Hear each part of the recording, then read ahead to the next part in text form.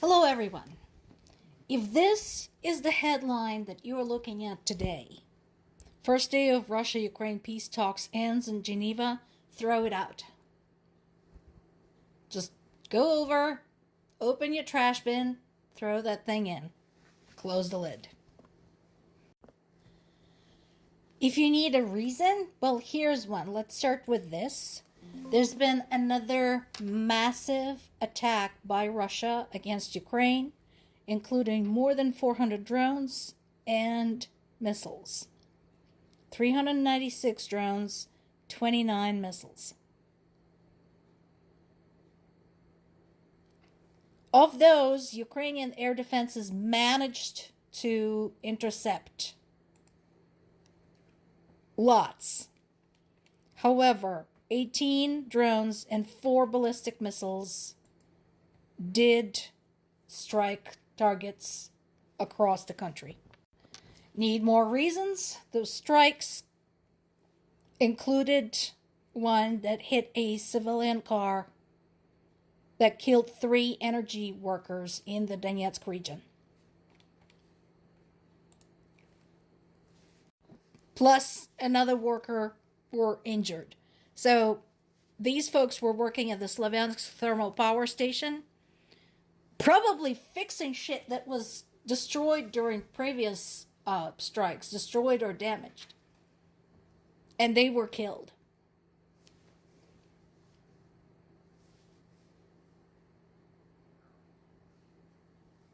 So,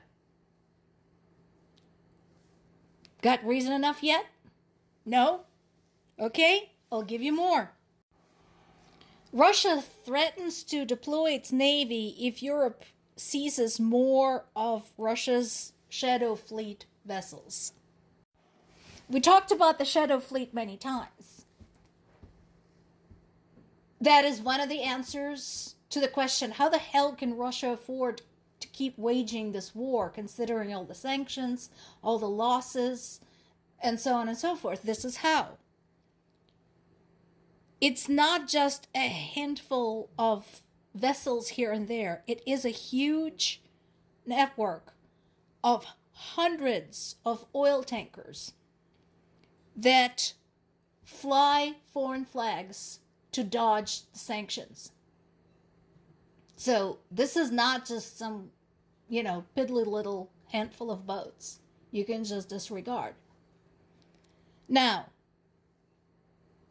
Europe and the US have both been slowly but surely capturing some of those and confiscating them. However, that has been kind of a drop in a bucket. The Shadow Fleet continues functioning and it continues bringing in the oil revenues to feed Russia's war against Ukraine. And now Russia says they will deploy their navy, or what's left of it,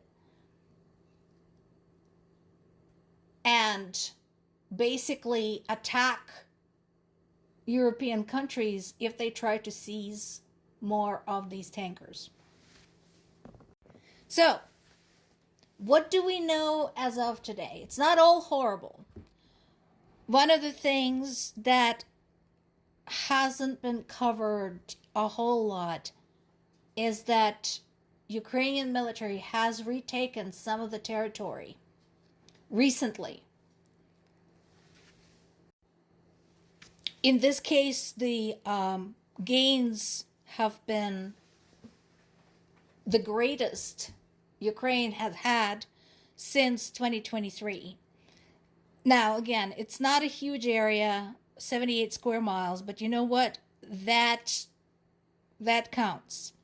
So this took place, like I said, between Wednesday and Sunday of last week, so very recently and very quickly. And it actually is about as much as Russia had gained over the entire month of December. So this is what we're talking about when we say it's not all horrible. This land is concentrated mainly in my native Zaporizhia region. Remember I told you things were kind of grave there? And when I talked to my parents on Sunday, I did ask about this because I didn't know yet that there were any operations going on there. And what they told me was something is going on there, but Ukrainian military was kind of keeping quiet about it, and I understand that. That is actually a strategy that Ukrainian military had used in the past successfully. And so now we know what they were doing and where they were doing it. Meanwhile, the corruption investigations continue in Ukraine. Just as a reminder, if you recall, that was one of the conditions for Ukraine getting anywhere near the European Union. So in this particular case, the person of interest is the former energy minister, who was engaged in money laundering and stashing cash offshore. He actually tried leaving the country and was captured at the border. So that's something. Again, the fact that such people exist in Ukraine is obviously not good. You would think, your country is at war, your people are suffering. Can you think of something other than yourself? Apparently, some people can't.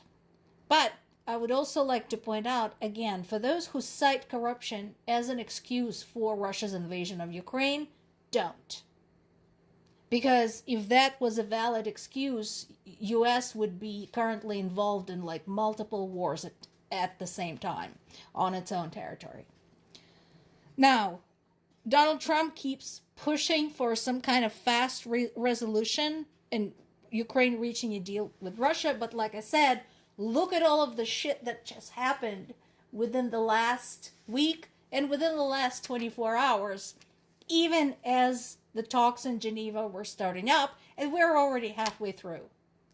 Doubt it.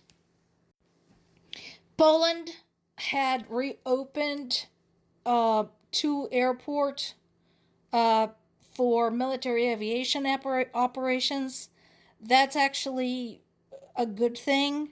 That is something to provide air defense for that part of the world, because we already have seen Russian shit cross over. And Ukrainian intelligence is showing that it's far from over, and Russia continues to plan more strikes against Ukrainian energy infrastructure. Plus, civilian casualties in Ukraine have been up by 26% during 2025. And we already know there have been some this year, just over the last month and a half.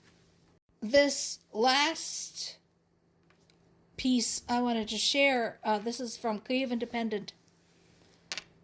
And the reason I wanted to share this particular article talks about the defense of Pokrovsk and Mirgorod.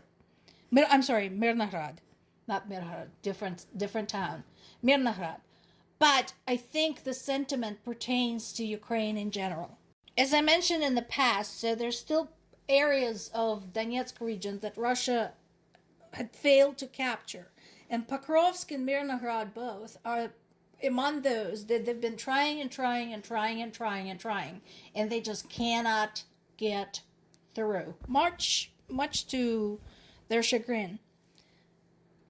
So the article talks about, what went on there and what it's like to defending those outposts for Ukrainian military. So I recommend reading this because this hits hard. However, I want to return to the title. If you stop, you die. Or to paraphrase, this has been reiterated over and over. If Russia stops, the war ends. If Ukraine stops, Ukraine ends. More to come.